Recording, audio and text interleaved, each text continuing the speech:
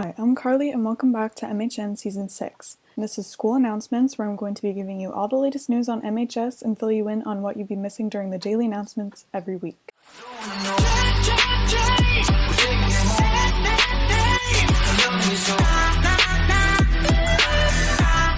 The next Saga Club meeting will be at 2:15 on January 20th. Contact Miss Adams if you need the link. Make sure to send in submissions for MHN's very own Photo of the Week and Writer's Corner. The more the merrier. Thanks for watching.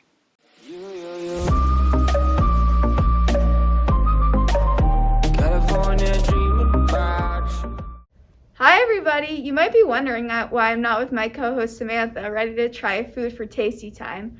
But that's because MHN has a new segment, Special Reports.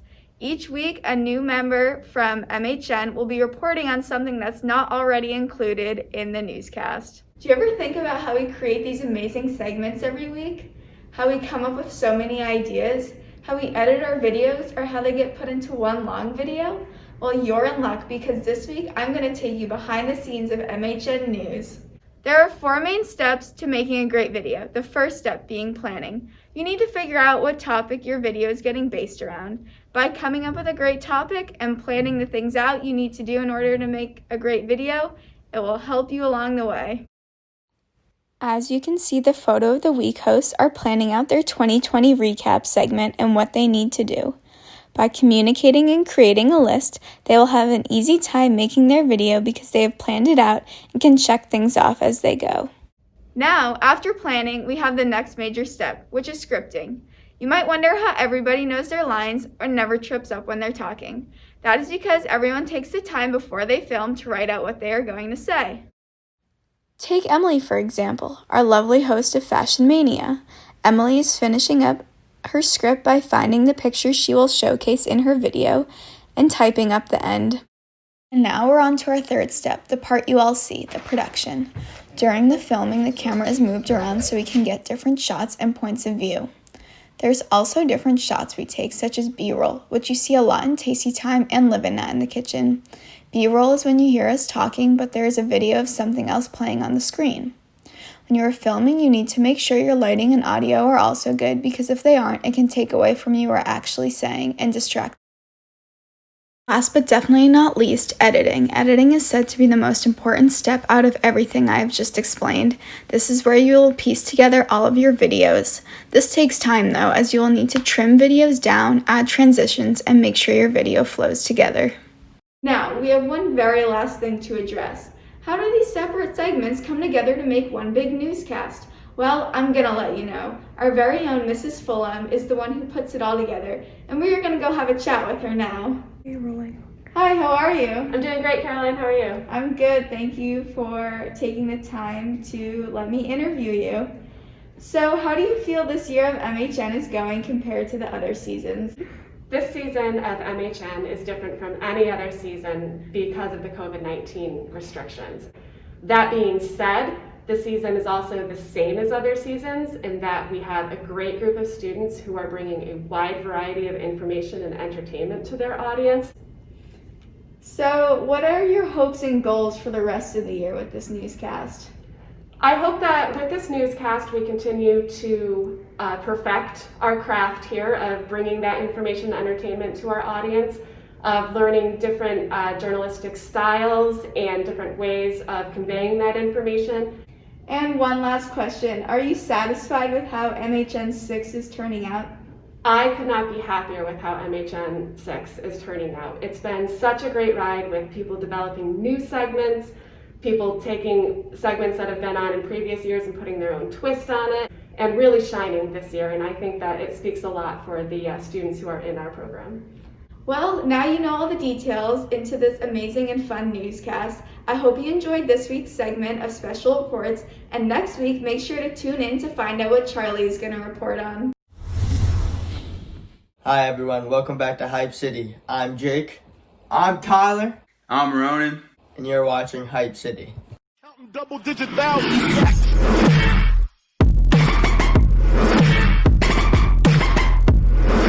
The next song is That's What I Like by Bruno Mars. This is a great song to just chill and vibe to on a nice summer hot day. The song was made in 2016 and was on the album 24K Magic. There are a lot of other hits on this album, but this, in my opinion, is the best. Go listen. Jump in the Cadillac, girl, let's put some miles on it. Anything you want, just to put a smile on it. You deserve it, baby, you deserve it all. And I'm gonna give it to you. Gold jewelry shining so bright. This next song on the list is called Best I Ever Had by Drake. This legendary song dropped with the rest of the album Thank Me Later, which released back in 2010. This song shows a combination of both singing and rapping and will always be one of the all-time best Drake songs. Baby, you my everything, you all I ever wanted. We could do it real big, bigger than you ever done it. You be up on everything, others ain't never on it. I want this forever, I swear. The next song on the list is All I Know by Machine Gun Kelly featuring Trippie Redd. Now, Machine Gun Kelly's been in the rap game for a long time, but at the ripe old age of 30, he finally linked up with his dream collaborator, Travis Barker, the drummer of Blink-182. They released their first project in late September, and one of my favorite songs on the album is All I Know, which features Trippie Redd. Trippie's been one of my favorite rappers or singers since about 2017. So seeing him collaborate with Machine Gun Kelly and Travis Barker on this album was pretty cool. Take a listen. Don't know nothing at all, no license, I'm still riding. Crashed into a tree, it kept driving. My label hates that I'm like this. I gotta go through it to keep writing. Welcome back to Life Hacks. I'm your host, Henry Bourgeois. And I'm your host, Sam Dunton. And this week, we're going to be showing you how to stay hydrated easily. Oh my god, how did you do that, Henry? Well, Sam, you get a big water bottle, or however much water you want to drink in a day, and then you label it, and we'll show you exactly how to do it.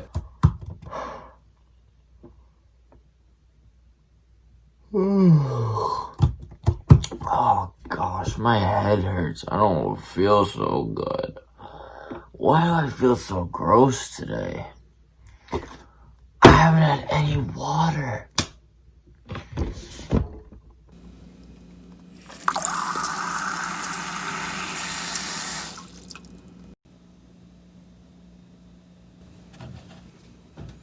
This water is so good, and I'm feeling so healthy. Well, Sam, Yeah. I don't know about you, but I'm definitely going to start doing this. Me too, Henry. This is a great way to start off your new year by staying hydrated, happy, and healthy. Have a great week, everybody, and we'll catch you next time on Life Hacks.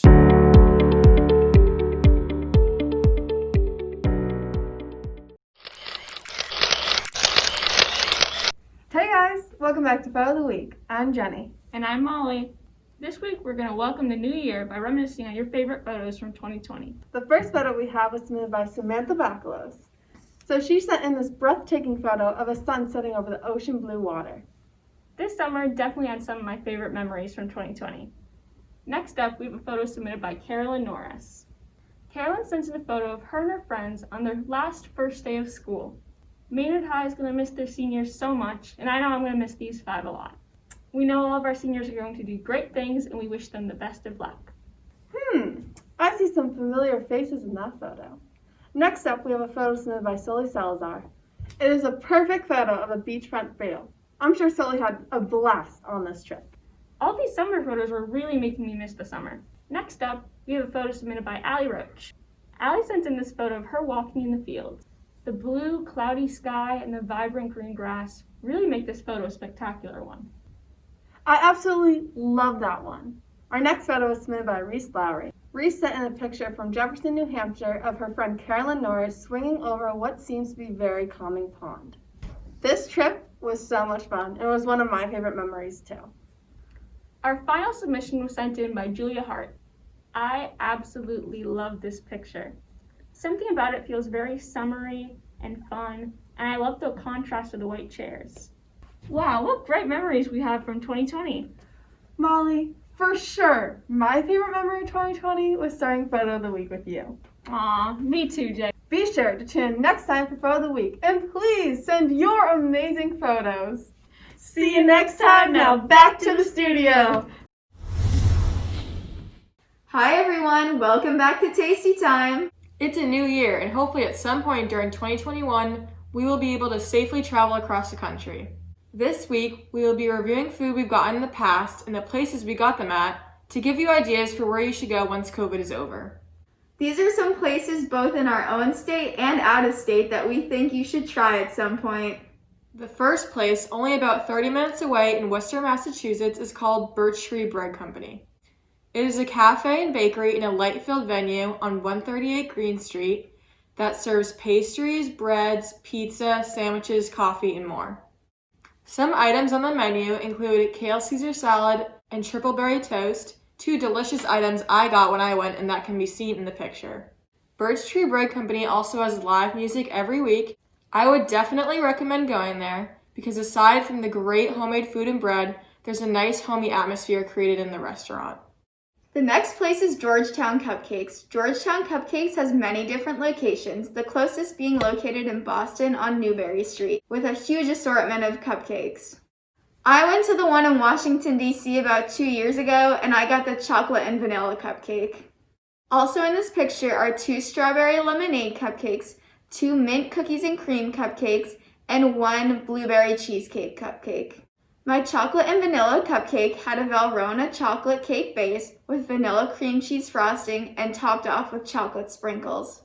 This cupcake was out of the park. It was very simple, but I still remember how moist the cake was and that it wasn't crumbly at all. I definitely recommend taking the drive out to Boston to try them.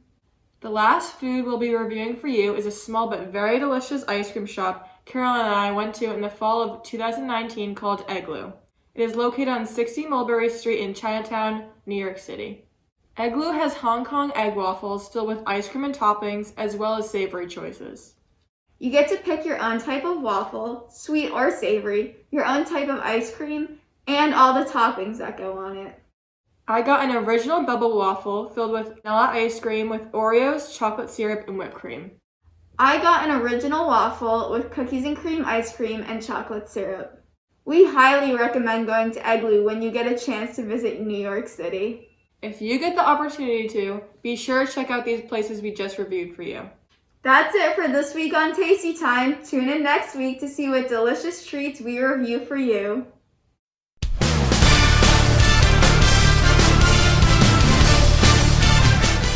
The Celtics started off the 2020-2021 NBA season by winning 7 of 10 games and are currently first in the Eastern Conference. Jason Tatum and Jaylen Brown lead the team in scoring. Tatum is averaging 26.9 points and Brown is averaging 26.3. The two have combined for over 250 points in the first 10 games. They are the second duo in NBA history to do so under the age of 25. Tatum's season high is 40 points coming against the Raptors, and Brown's season high is 42 coming against the Grizzlies. Two of the Celtics wins came off buzzer beaters, the first coming against the Bucks. The team with a foul to give. Bucks with 2 timeouts. Boston just used their last timeout. Here we go. Tatum. Giannis switches onto him. Tatum and Antetokounmpo, the superstar. Step back 3 on the way. Oh! It banks in! Jason Tatum! And the second coming against the Heat. From downtown! And he ties the game with 13 seconds remaining. Come on now, you got plenty of time here. Whether you isolate or what, but make sure you have spacing. There it is right there.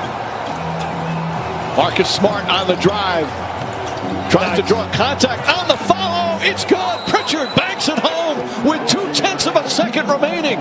The Celtics have had 8 COVID cases this past week, resulting in their games against the Heat, Bulls, and Magic all being postponed. The Celtics will look to come back and play Sunday against the Knicks. To start off the recap of the last 3 Patriots games, we have to start with Week 15, a must-win to stay in playoff contention. Unfortunately, we suffered a 22-12 loss to the Miami Dolphins. Cam Newton had 209 passing yards and 0 touchdowns. Nick Folk had a fun time kicking field goals all game, scoring all 12 of our points. Tua Tagovailoa had 145 passing yards and 2 rushing touchdowns against us.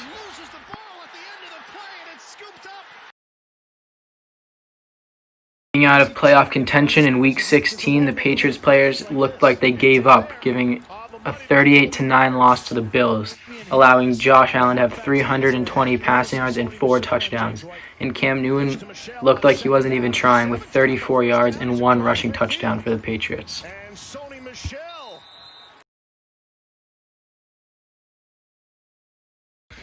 In Week 17, the Patriots edged out a win over the Jets 28-14. Cam Newton threw for 242 yards and 3 touchdowns. Cam also had the most rushing yards with 79, with Sony Michel right behind him at 76.